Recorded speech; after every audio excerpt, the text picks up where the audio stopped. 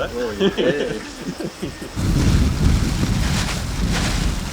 Well, I guess it's a good week there. It's all his eyes are sunk in.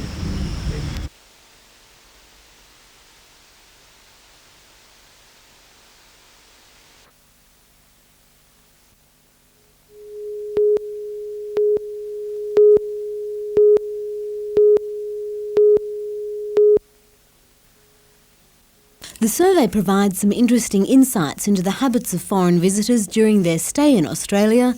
Swimming is the most popular sport, with half of all German visitors taking a dip during their stay.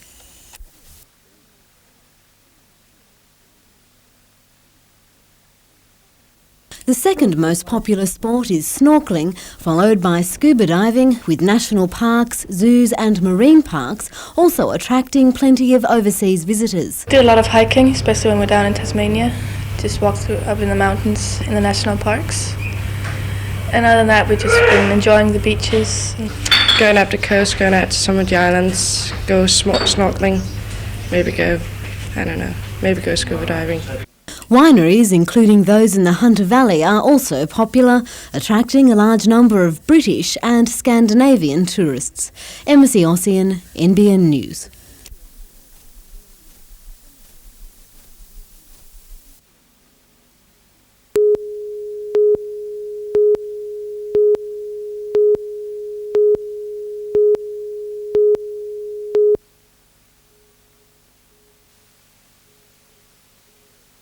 The winner of 14 World Championships promised something special at the Newcastle Motordrome, and Kinser didn't let his fans down. 10 times Australian champion Gary Rush tried to spoil the party, but when a crash shunted him back to 5th, the 30-lap race was Kinser's for the taking. The American made no mistake, beating home Sydney's Robert Jackson and Central Coast driver John Shaw.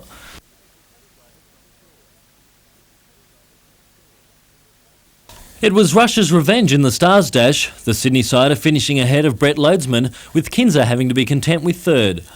Meanwhile, a fiery opening to the qualifying heats of the Australian Modified Championships. Lismore's ex-Australian champion Steve Robinson finished on top, but Saturday's final is wide open, with a host of drivers still in contention.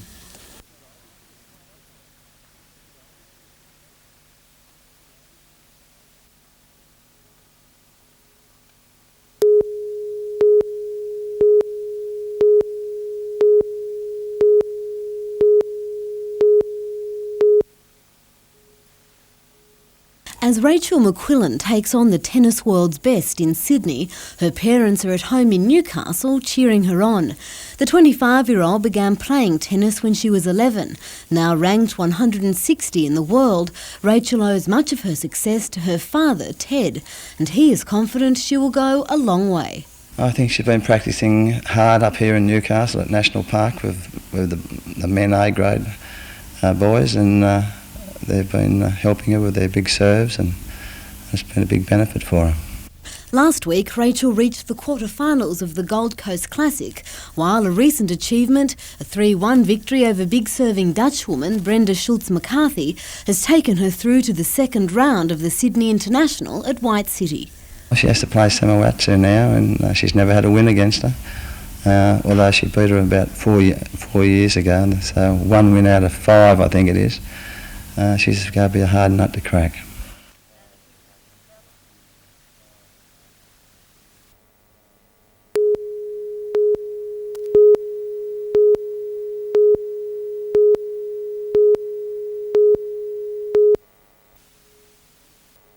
Venables arrived in Australia a week ago and has not wasted time in getting to the task. The former England coach has been scouting the Ericsson Cup ranks already, and he'll turn out tomorrow night in Newcastle casting an eye over the Breakers.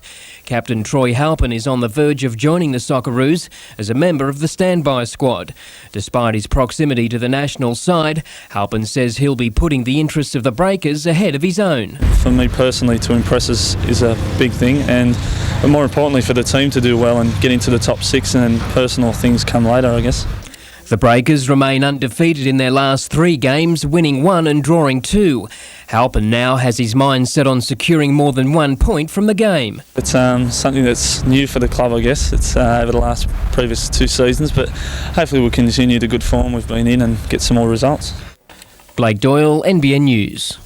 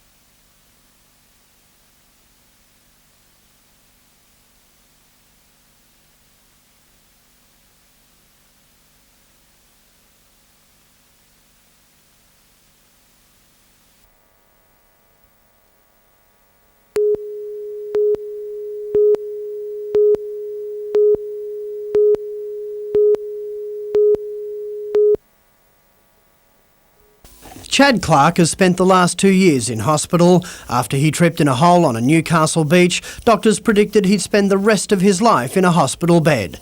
Today, Chad proved the medicos wrong. I miss the people, yeah. That's about all I'm going to miss. Not the food. His courage made him a popular figure at Royal Newcastle Hospital. Chad, I'll see you in a couple of weeks. The family home at Barnsley has had to be extensively modified. Unlike someone injured in a car accident, Chad isn't entitled to government compensation or assistance. He's the first quadriplegic in the state to return home without any government help. I feel dirty on some of the size of the compensation payouts made to a lot of the people, where others sort of get nothing. I think it should be looked at, and even if everybody just got enough to get them through, you know. Where government fails, the local community has stepped in. Workers and management at the local coal mine raised $5,000 to go towards a special commuter van. They were only too happy to get involved because he's a local lad, and the colliery through Oceanic Coal sees, you know, we've got a responsibility to help out the community in any way we can. And as for Chad, he's just pleased to be able to return to a normal life. Yeah, now you see the light at the end of the tunnel, it's good. And this is home. What do you intend to do now? Relax for a while, hopefully get attacked. Phil Hind, NBN News.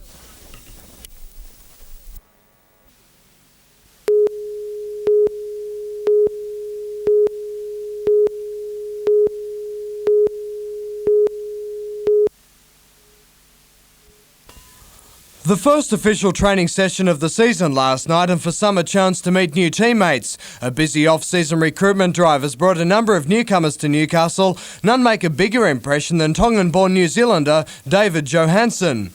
Together with Marty Lasua and Danny Maieva, the big three dwarfed the others as the club's training staff gave their first pep talk for 97. They'll be the backbone of a strong and experienced tight five. We think that's what the club has been needing over the last 2 years, and so this year we're starting off with a strong tight five.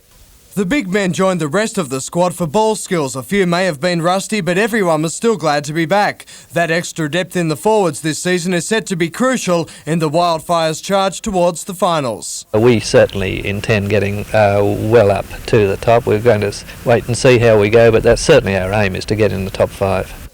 Newcastle is coming off a mixed season in the AAMI Cup. From 20 matches they won 6 and drew 1. Coaching staff expect that record to be smashed. And the Wildfires Colts are also expected to recruit well. The team that won the club its first premiership last year has lost a number of players to the senior grades, but has managed to find more young and enthusiastic replacements. We're looking forward to repeating our grand final win in the 19s and also having a highly successful under-20 Colts as well.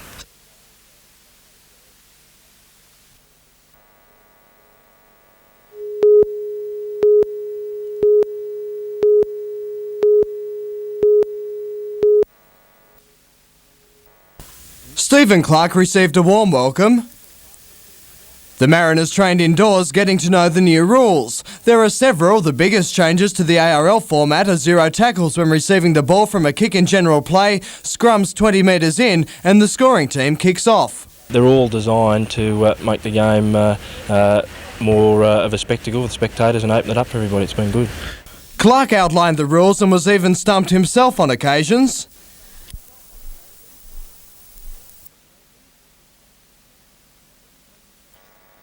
But the session was fruitful. The Mariners now know what's expected. We haven't been as a club together under the Super League rules, but it's good just to clear a few things up. Just with a quick chat to him before, he cleared a couple of things up in my mind. And the forum was one of a number being held across the country by Super League referees. The men in the middle are now professional, and they consider it an important part of their job to get to know the players. Hopefully that will result in improved relations on the field. Not that they've ever been that bad. It's just you get the odd one, of course, in a game like rugby league. But that's one of the ideas of it. Yeah. The Mariners' first run with the new rules will be during the trial match against Penrith in Curry.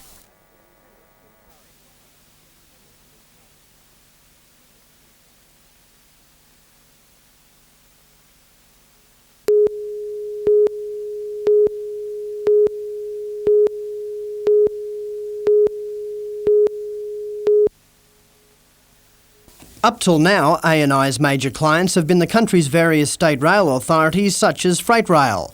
The $5 million deal to supply CRA with 200 bogies is the first with a private company in the Hunter. The bogies will be fitted to coal wagons which run from CRA's 2 Hunter Valley mines to the port of Newcastle. We were under competition from both second-hand imported equipment and also fully imported USA bogies, and we were able to offer a better package. ANI's Newcastle engineers have designed the new state-of-the-art bogies. All of the wheels and axles will be manufactured locally before being sent to Brisbane for final assembly. The contract also includes all maintenance and supply of spare parts. ANI believes the contract will also help the company to take advantage of the federal government's plan to privatise the railway system. There's a lot of talk now of third-party operators, both running freight transcontinental and also for various mines and other industries, with now open access to the government to the railways. I think it will present some fairly significant opportunities. The first of the bogies will be delivered to CRA in June this year. The order is expected to be filled by September. Phil Hind, NBN News.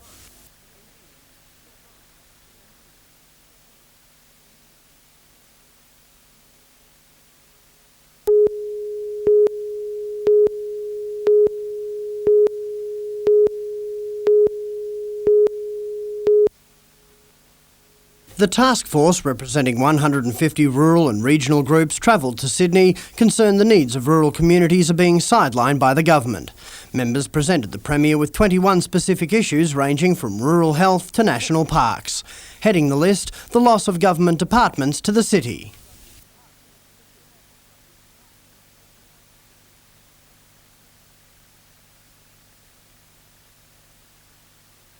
Mr Carr promised to look closely at relocating departments to country areas, but cautioned the government isn't about to artificially create a jobs boom.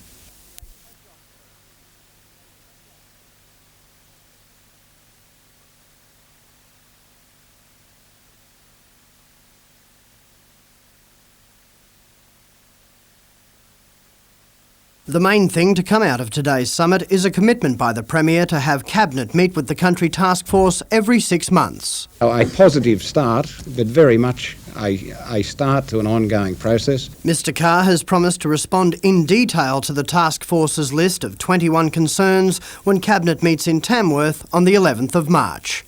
Phil Hind, NBN News.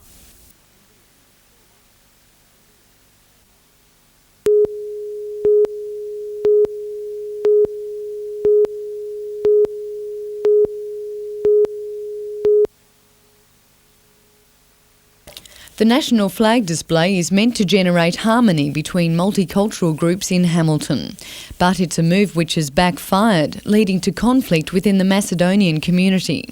I'm not going to climb the pole and take it off. That's silly. This thing not done by civilized people. But you cannot disclose the fact somebody might do it. The Greek Macedonian Brotherhood says this flag, featuring the 16-pointed star, is not the official flag of Macedonia, so they asked the Chamber of Commerce to take it down, a move which has the Macedonian community reeling. After having the flag up there for 7 days, removing it on someone's request, whoever they were, I thought was disgraceful. The Macedonian community claim the flag is legitimate and have slammed the Chamber of Commerce for its hasty move. The Chamber's idea was, when it put the flags up, was to represent the multicultural background of Hamilton. We never intended to sort of instigate anything that caused this sort of confrontation. The Chamber of Commerce is considering pulling the flag display down if a solution cannot be agreed on within the next 2 weeks.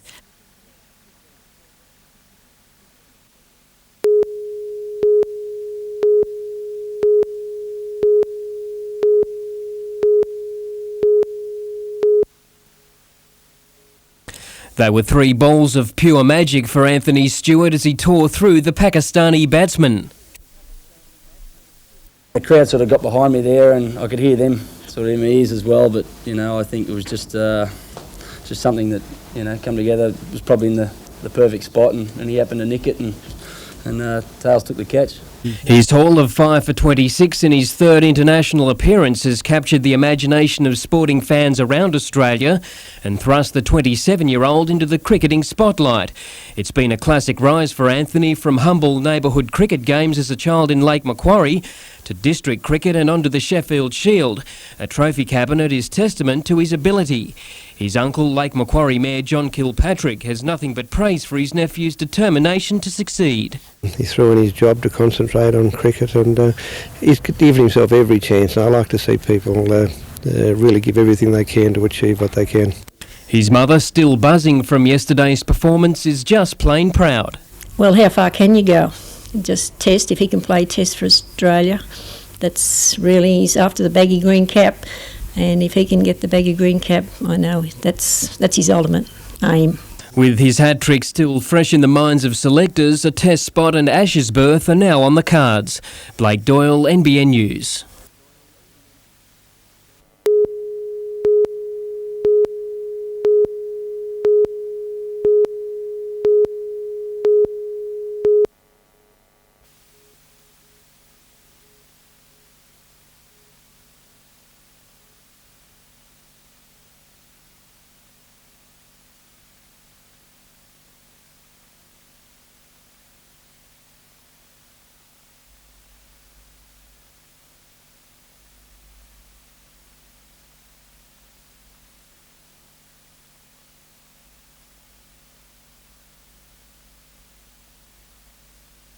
If it had come down in the middle of the house, well, it would have swamped the whole house and probably my son as well.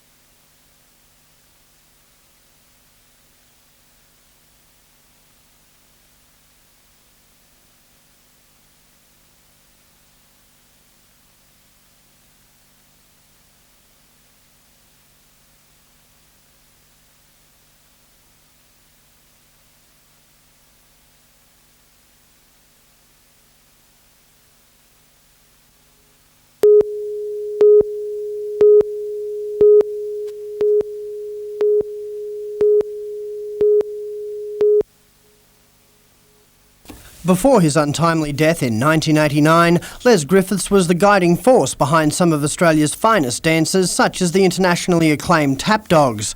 On stage at the Newcastle City Hall Auditorium for the next week, more than 250 young hopefuls from as far away as South Australia will celebrate his legacy in competition.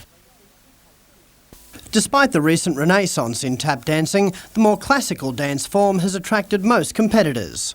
I've got more ballet competitors than tap, but we'd love to see the tap get as healthy as the ballet. Dancers range from just 8 to 17 years of age. It's a gruelling 10-day schedule for the judges as dancers vie for $1,000 scholarships in both tap and ballet. However, they say the rewards far outweigh the work. There's definitely enough talent on that stage to go on and work professionally, and it's very exciting to watch it all developing. The Eisteddfod will culminate with a gala performance on January the 29th, with profits going to the John Hunter Children's Hospital. Phil Hind, NBN News.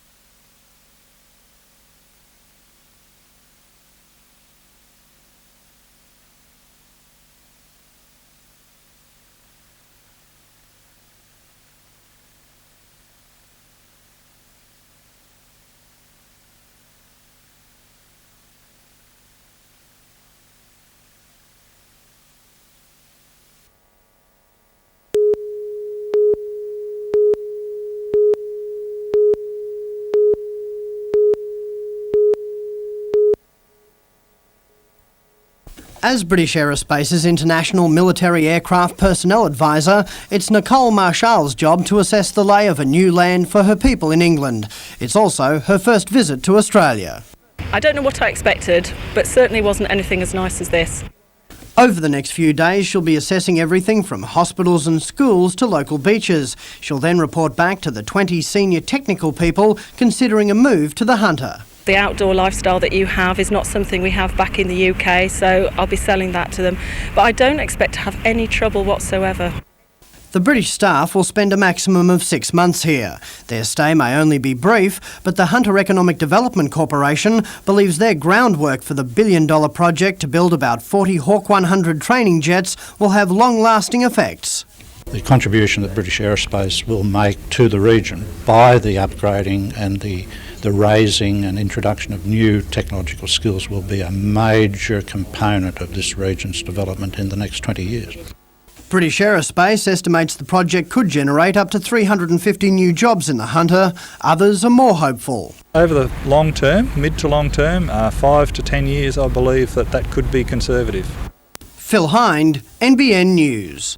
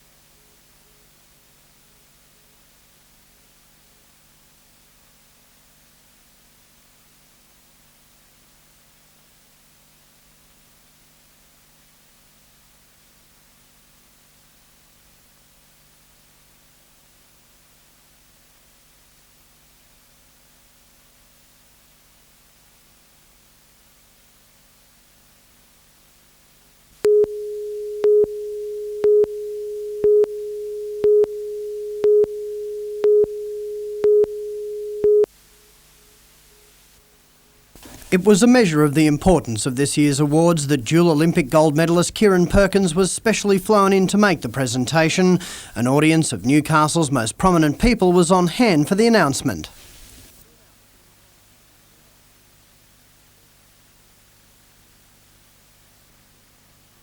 She was recognised for a tireless 37 years' work making special clothes to keep premature babies rugged up. A tearful Mrs Martin was overcome by the honour. The Young Citizen of the Year award went to Simon Hurd. He was honoured for his work helping disabled and able-bodied children enjoy sport in the Mayfield area. The community event of the year went to the organisers of Starstruck. Now into its 4th year, the musical is the largest professionally staged variety show with live music in the Southern Hemisphere. Today's Australia Day luncheon was the first official function on the Newcastle bicentennial calendar. Meanwhile, the city's Australia Day ambassador was also in town today. Long-distance swimmer Susie Moroney inspected Nobby's Beach, the finish line for her marathon 124-kilometre swim from Sydney to Newcastle. Susie will enter the water at Darling Harbour on Friday. She's expected to emerge from the water at Nobby's Beach on Australia Day morning. Phil Hind, NBN News.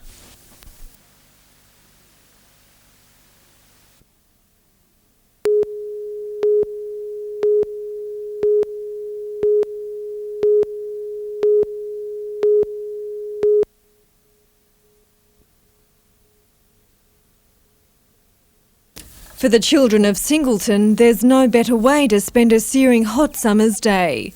But this 25-metre indoor heated swimming pool is a far cry from what the community says has been needed for years. Today, Singleton Council's mayor took the first step in converting this vacant block of land to a new outdoor swimming complex. This is something they've advocated for, and something today which I feel proud to be able to say, yes, the 50-metre pool is only a few months away before completion.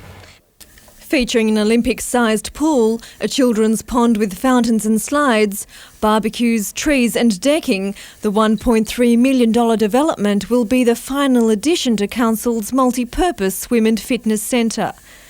While most of the project has been funded by mining development fees and contributions from Singleton Council, the community has spent nearly 10 years raising almost $300,000 and securing a government grant.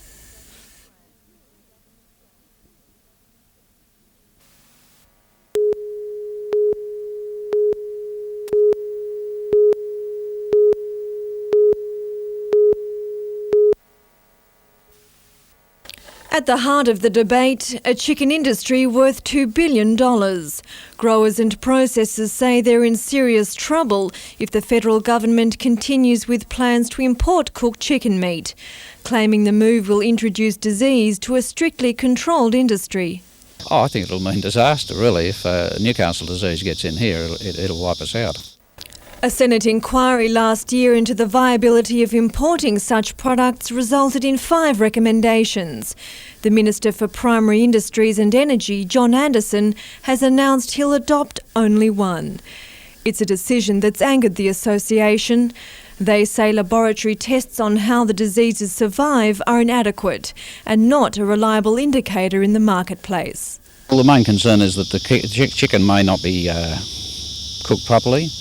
That the chicken might be sourced from an area that has Newcastle disease, and as a result of that, the disease will slip into the country sooner or later. With 3,000 people in the hunter employed by the industry, federal member Joel Fitzgibbon is also sceptical, but he concedes it's a step in the right direction. This time, the industry will have an opportunity to be part of that process, which wasn't the case last time around. In the meantime, the poultry industry is determined to step up its campaign, saying they'll do whatever it takes to inform the community and the government of the risks of importing cooked chicken meat. Sarah Griffiths, NBN News.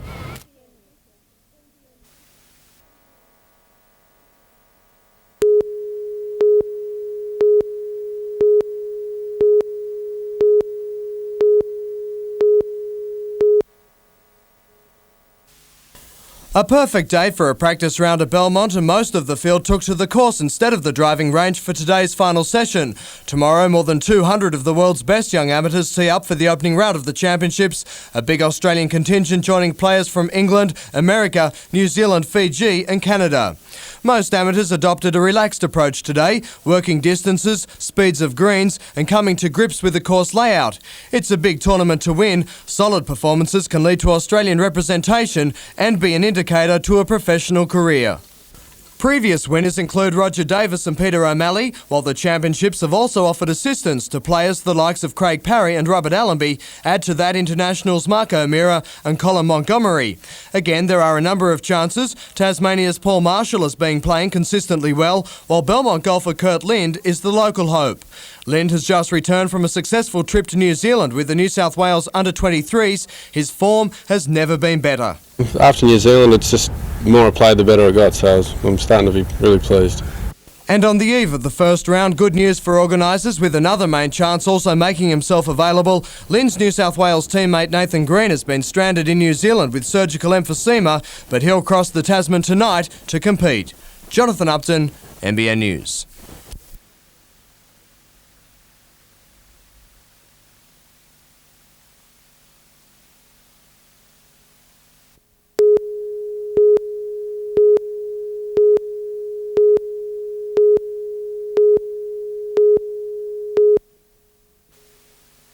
After karting the best third round of the tournament, Painter's start on the final day was almost heartbreaking. One of the overnight leaders, Painter slipped down the leaderboard, but as the weather worsened, Painter's resolve hardened. From at 4 under the card, he began the fight back on the 14th, picking up a shot before bearing down on US Masters champion Nick Faldo and American star Fred Couples.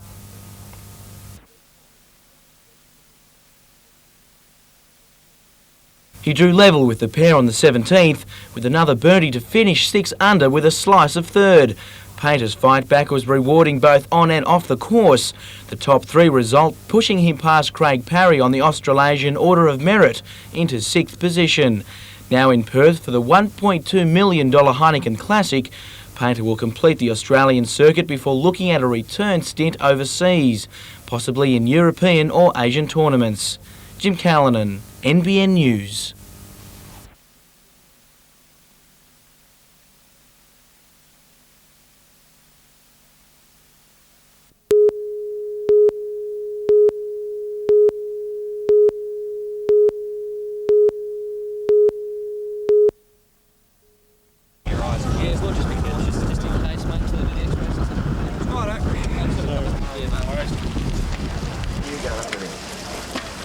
Brian will take you both. Oh, well, I'll take you both.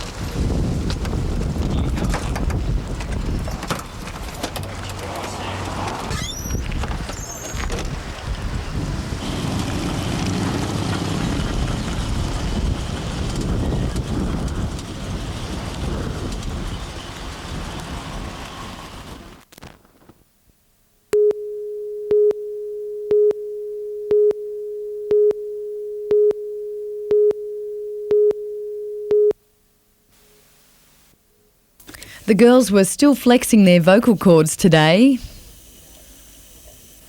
elated after their first national tour. It was absolutely fantastic. Different people enjoy different sorts of music because we do so much variety. Every little thing we did, just being with each other, made it just more special. The 3-week trip took them from Millicent to Melbourne, Adelaide to Sydney, culminating in an Australia Day concert at Darling Harbour. But their exhausting itinerary didn't tire them completely. Musical director Wynette Horn had plenty of reasons to smile. She's been awarded an Order of Australia medal for service to the community as a music educator. I'm just doing what I really enjoy and what I feel called to do, and I love these girls, and it's not sort of work or anything like that to me. Wynette's directed the girls for 15 years, leading the choir to national and international recognition. The choir plans to give a free celebration concert next month at Newcastle's Conservatorium of Music.